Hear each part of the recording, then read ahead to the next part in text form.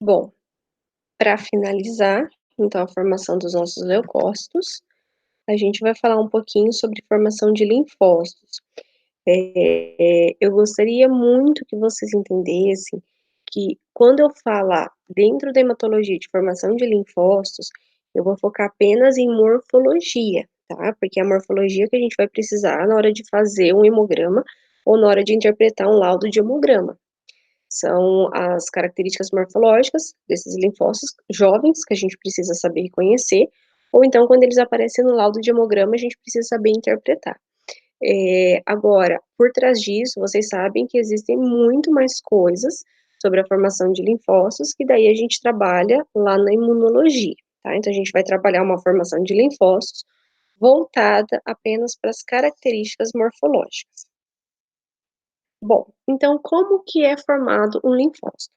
Então, a mesma história, a gente tem uma célula-tronco lá na medula óssea, essa célula-tronco dá origem a um precursor linfóide, que é uma célula-tronco, e daí a gente vai ter um linfoblasto. Quais as características de um linfoblasto? As mesmas características de um mieloblasto e as mesmas características de um monoblasto. Cromatina frouxa, presença de nucleolo geralmente, o núcleo é grande, basofilia de citoplasma e ausência de grânulos. Gente, morfologicamente, linfoblasto, mieloblasto e monoblasto são idênticos, possuem as mesmas características.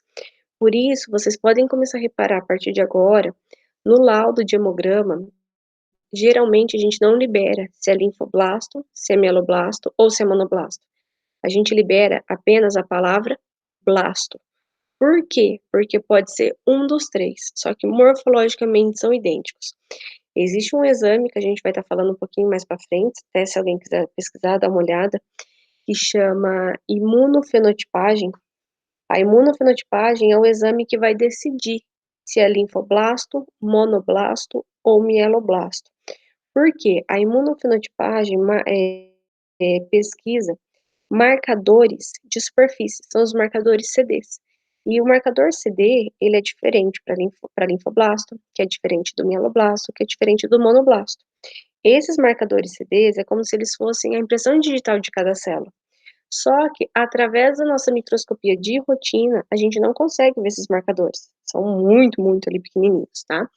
Então, a gente só sabe que morfologicamente são idênticos, morfologicamente são iguais, só que eles já possuem marcadores que vai dizer a qual linhagem essa célula pertence. Então, o nosso linfoblasto, ele vai sofrer processo de mitose, diferenciação, maturação, desculpa, e vai ser transformado em um prolinfócito. Qual que é a característica do prolinfócito? O núcleo é bem redondo, tá? Pode apresentar um pouco de basofilia de citoplasma. Eu esqueci de colocar setinha, qualquer coisa eu abro na aula ao vivo, tá? Se alguém não conseguir ver. Mas bem no meio do prolinfócito existe um nucleolo grande. Então, uma característica muito especial de prolinfócito que a gente nunca deve esquecer é esse nucleolo grande no centro do núcleo, tá? Isso é característica de prolinfócito. E aí, esse prolinfócito evolui para linfócito maduro. Lembrando que o linfócito maduro, ele pode ser linfócito grande, linfócito médio e linfócito pequeno. Quanto menor o linfócito, menor a quantidade de citoplasma. Quanto maior o linfócito, maior a quantidade de citoplasma. Dê uma olhadinha na figura abaixo. Eu tenho o prolinfócito na linha de baixo, que é o primeiro do lado esquerdo. Tem o nucleolo bem grandão no centro. Se alguém não conseguir encontrar esse nucleolo, a gente abre na aula ao vivo. O do meio é um linfócito granulado, ou seja, é um linfócito NK. Lembrando que no hemograma, reconheço que ele é um NK, mas não preciso laudar ele como NK. Ele a gente vai laudar ele como linfócito. E a última foto, né, que está ali na parte de baixo, do lado direito, é um linfócito atípico. Já ouviram falar em linfócito atípico? Então, a gente já vai falar de linfócito atípico. Aqui são linfócitos NK, então todos com cromatina condensada, igual que nós já conversamos, Vocês já estudaram isso para a prova, então acredito que deve estar fresco na cabeça. E aqui os grânulos característicos de linfócito NK. Os linfócitos, quando adultos, por exemplo, eles podem ainda ter outras características, eles podem mudar a característica, como é o caso do linfócito atípico. A gente ouve muito falar, a gente vê muito no laudo, muito comum aqui os laboratórios da nossa região liberarem linfócito atípico, e vocês vão entender por quê.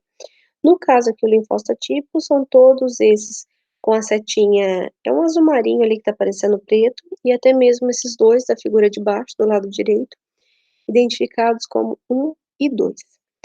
Bom, o linfócito atípico, ele nada mais, nada menos do que um linfócito ativado.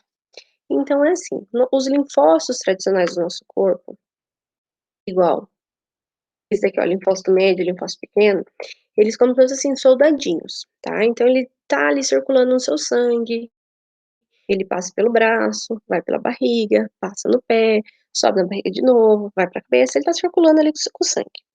De repente, ele encontra algum vírus, por exemplo, enfim, ele encontra ali um micro-organismo e ele, oxe, tenho que combater isso aqui é um intruso, é um invasor. O que que esse linfócito faz? Ele se transforma em um linfócito ativado, ou seja, esse linfócito ativado, ele vai produzir citocinas para atuar no processo de defesa do organismo. Quando ele fica ativado, ele vai ficar um linfócito maior, com muito citoplasma, igual a gente consegue ver aqui nas imagens, tem bastante citoplasma, é uma célula maior.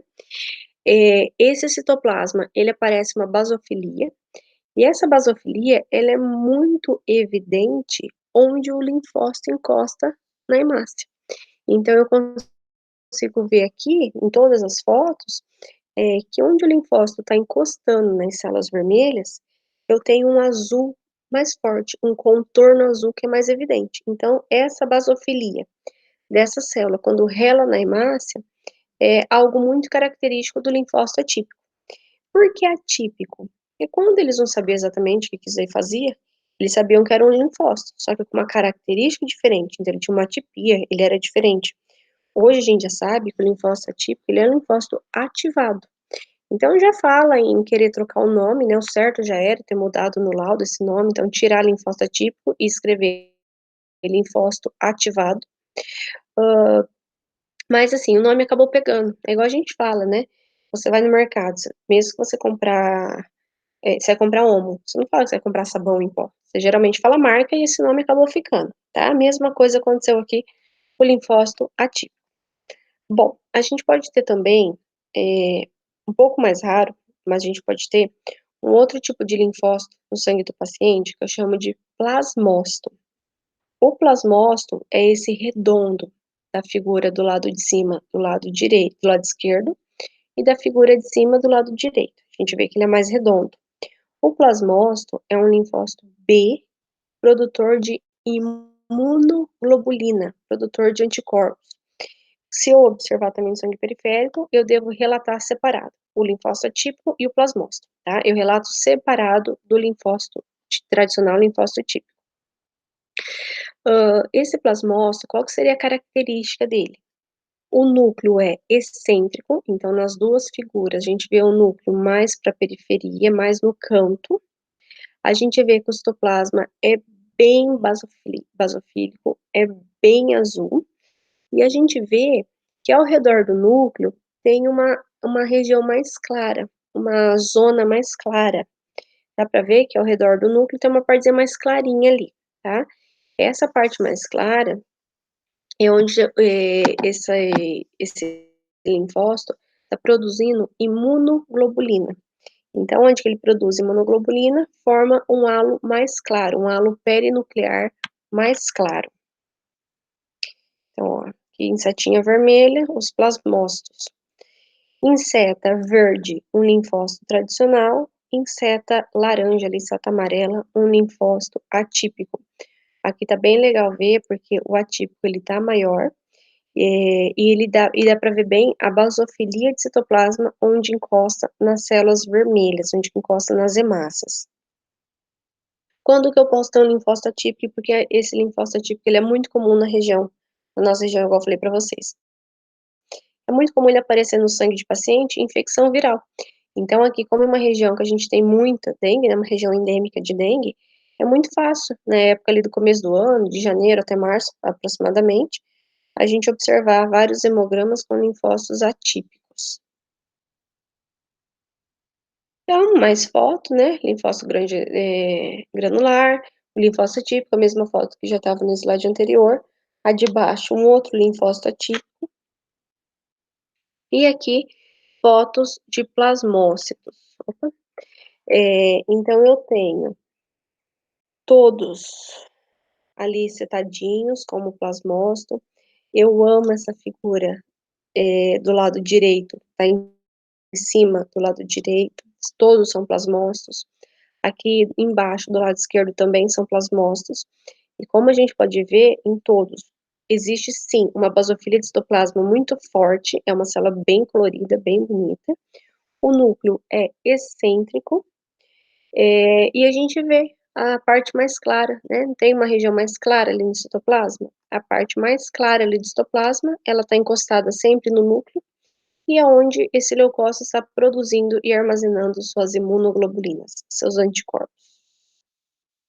Eu vou deixar esse link, eu acho que por aqui vocês não vão conseguir pegar, mas eu vou postar a aula e vou postar o link também. Assim que vocês terminarem de assistir todas as aulas sobre leucopoiese, eu gostaria que vocês visualizassem esse vídeo. É um vídeo bem interessante, é um desenho, na verdade, que mostra a formação de leucócitos. É uma animação bem legal, tá? Bem divertido e também ajuda a gente fixar o conteúdo.